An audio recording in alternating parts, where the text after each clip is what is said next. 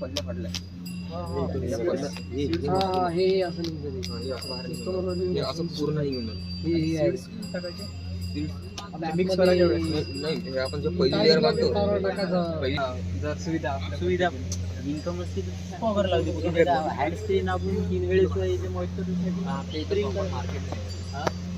भेटते ना आता कोणते हॉटेल वगैरे राहिली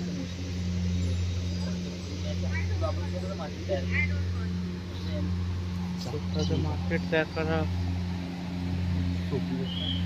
खालचा व्हिडिओ काढ तुला